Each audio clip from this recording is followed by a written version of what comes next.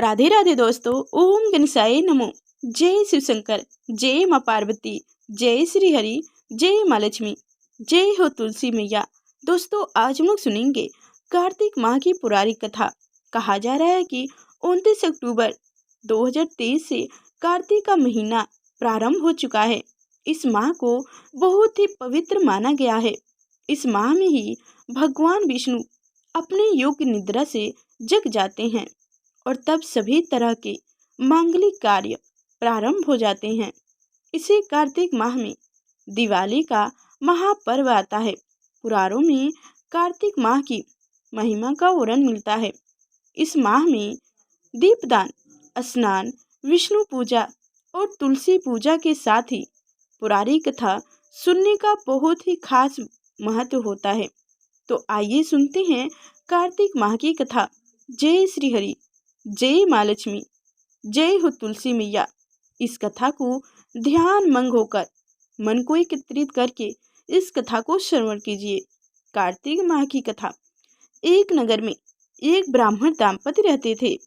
वो दोनों प्रतिदिन 7 कोस दूर गंगा और यमुना नदी में स्नान करने जाते थे। इतनी दूर आने जाने से ब्राह्मण की पत्नी थक जाती थी। एक दिन उसने अपने पति से कहा कि हमारा एक पुत्र होता तो कितना अच्छा रहता।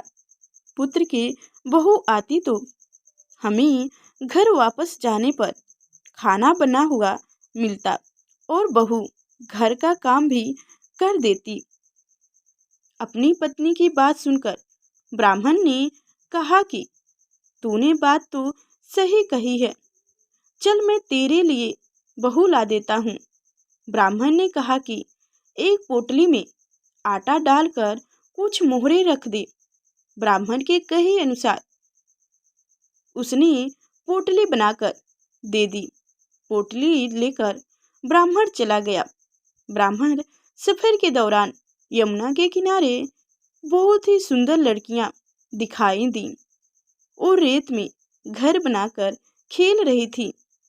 उनमें से एक लड़की ने कहा कि मैं अपना घर नहीं बिगाड़ूंगी, मुझे तो रहने के लिए ये घर चाहिए। लड़की की बात सुनकर ब्राह्मण मन ही मन सोचने लगा कि बहू बनाने के लिए यही उचित लड़की है। यह जब वह लड़की जाने लगी तो ब्राह्मण भी उनके पीछे पीछे उनके घर तक चला गया। वहां जाकर ब्राह्मण ने उस लड़की से कहा, बेटी, कार्तिक माह चल रहा है, इसलिए मैं किसी के घर खाना नहीं खाता। मैं अपने साथ आटा लेकर आया हूँ। तुम अपनी माता से पूछो कि क्या वह मेरे लिए आटा छान कर 4 रोटी बना देगी। यदि वह मेरा आटा छान कर रोटी बना देगी तो ही मैं रोटी खा लूँगा। लड़की ने जाकर अपनी माँ को इस सारी बात बताई। माँ ने कहा, उचित है, जाकर ब्रह्मादेव से कह दो कि वह अपना आटा दे दे, मैं रोटी बना के दे दूंगी। जब वह आटा छानने लगी तो आटे में से मोहरे निकली। वह सोचने लगी कि जिसके आटे में इतनी मोहरे हैं, उनके घर में कितनी मोहरे होंगी। जब ब्राह्मण खाना खाने बैठा तो लड़की की माँ ने उस ब्राह्मण से पूछा, क्या आपका कोई लड़का है? क्या आप उस लड़के की सगाई करने जा रहे हो? यह सुनकर ब्राह्मण ने कहा कि मेरा लड़का तो काशी में पढ़ने गया हुआ है, लेकिन यदि तुम कहो तो खंड कटोरी से विवाह करके तेरी बेटी को अपने साथ ले जाऊंगा। लड़की की माँ ने कहा, ठीक है ब्राह्मण देव। इस पर लड़की की माँ ने लड़की की खंड कटोरी के साथ शादी करके ब्राह्मण के साथ भेज दी।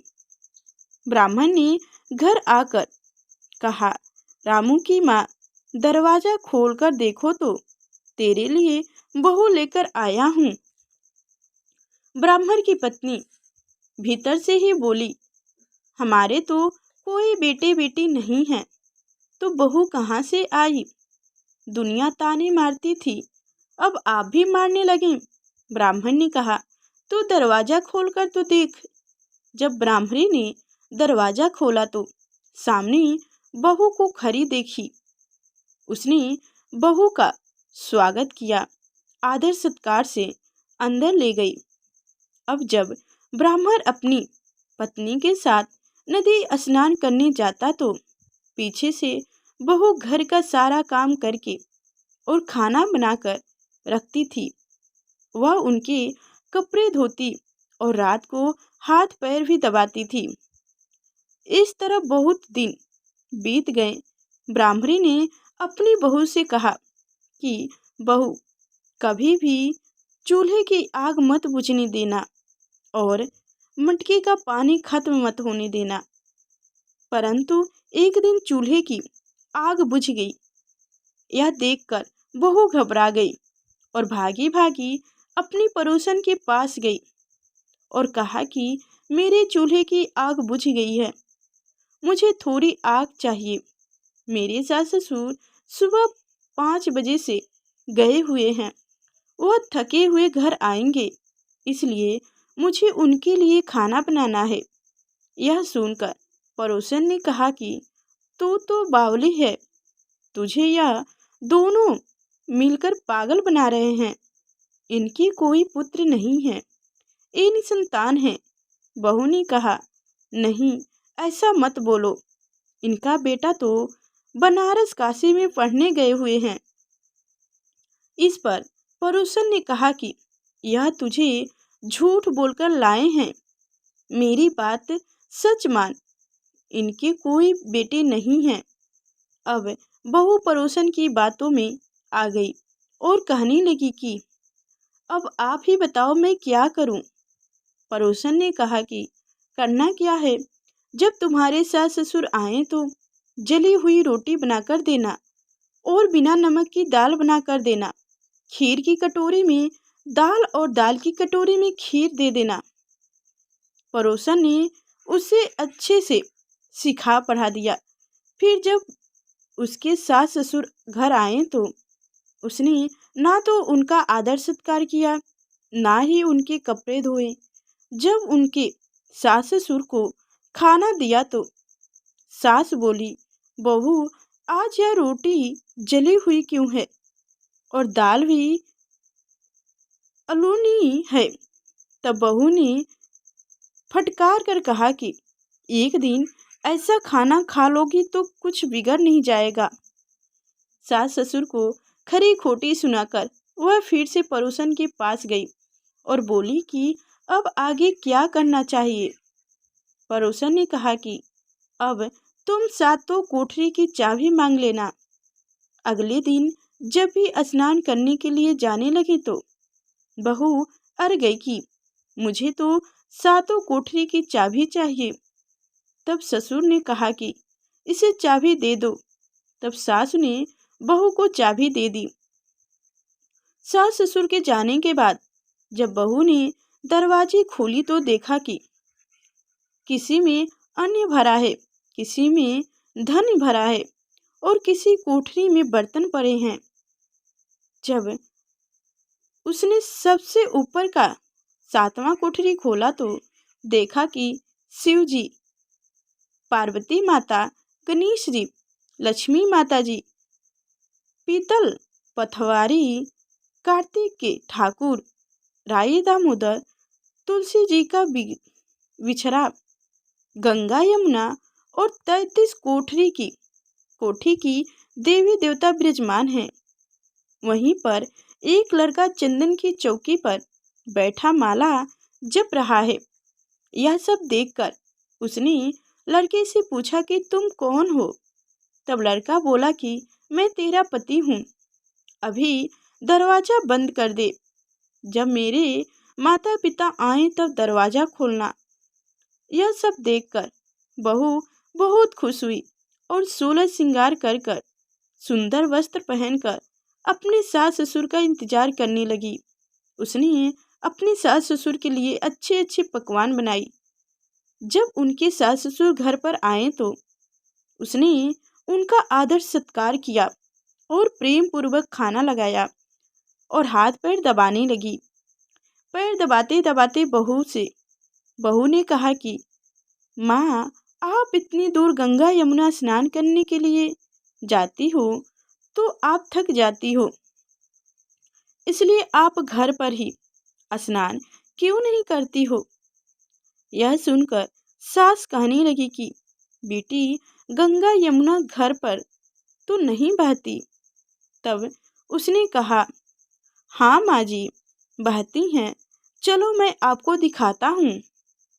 जब बहू ने 7वां कोठरी खोलकर दिखाया तो उसमें शिव जी, पार्वती जी, गणेश जी, लक्ष्मी जी, पीपल पथवारी, कार्तिक के ठाकुर, राई दामोदर, तुलसी जी का बिछवा, गंगा यमुना बह रही हैं और 33 कोठी देवी देवता विराजमान हैं। वहीं चौकी पर बैठकर लड़का माला जप रहा है। माँ ने उसे देखकर कहा कि बेटा तू कौन है। लड़का बोला, माँ मैं तेरा बेटा हूँ। तब ब्राह्मणी ने पूछा कि तू कहाँ से आया है। लड़के ने जवाब दिया कि मुझे कार्तिक जी ने भेजे हैं। माँ ने कहा, बेटा यह संसार कैसे मानेगा कि तू मेरा बेटा है। माँ ने कुछ विद्वान पंडितों से मदद मांगी।